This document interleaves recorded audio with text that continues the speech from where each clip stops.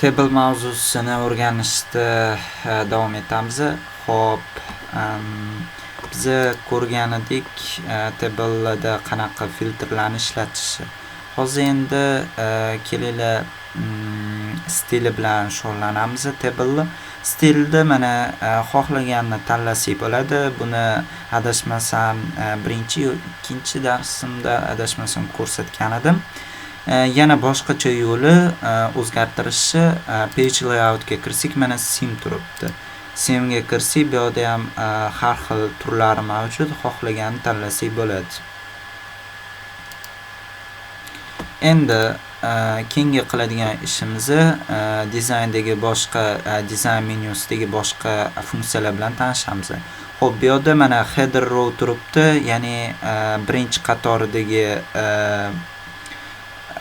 qatordagi nomlar. Xo'p, agar buni o'chiradigan bo'lsak, mana ko'rib turibsizlar, birinchi qatori yo'q bo'ldi. Kimlargadir shunaqa qo'yish qulay hisoblanadi, shuning uchun o'chirib qo'yishadi. Xo'p, bizga bo'lsa kerak bu narsa. Keyingi ko'rsatadigan narsam bu banded rows. Aslida bu narsa unchalik muhim emas. Agar buni mana olib tashlaydigan bo'lsak, qulay bo'ladi ko'rishga ham. Endi bilmadim boshqalarga qanaqa. Buni mana qo'ysak, har bitta kattayda mana bittasi havo rang, bittasi oq. Bu narsa o'z aslida kerak emas. Keyin mana filter button, agar filter bilan ishlamaydigan bo'lsanglar, buni o'chirib qo'yishinglar ham mumkin. Xo'p, endi nusxa olish haqida gaplashsak. Nusxa olishdan ham oldin birinchi qanaqa qilib table'ni bir joydan boshqa joyga ko'chirishimizni qanaqa qilishimiz mumkin. Xo'p, buning uchun bitta cellni table ichidagi xohlagan bitta cellni aktiv qilishimiz kerak, ya'ni belgilashimiz kerak.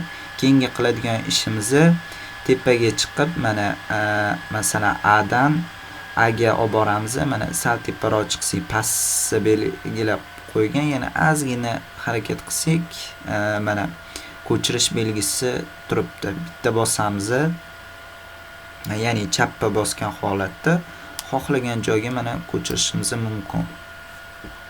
Orqaga qaytamiz. Xo'p, endi kopiya ko'chirish to'g'risida, ya'ni nusxa olish to'g'risida, nusxa olishimiz uchun eng tepa qismidan bittasini belgilaymiz. Keyin bo'lsa Ctrl A ni belgilaymiz. Mana общий belgilandi. Belgilangandan keyin Ctrl C ni bosamiz va masalan yangi worksheetga qo'ymoqchimiz. Ctrl V ni bosamiz. Mana yangi worksheetga ko'chdi. Xo'p, videom yoqdi degan umiddaman. Ko'rganingiz uchun rahmat. Yana harakat qilamiz bundanda mukammalroq videolar ishlashga.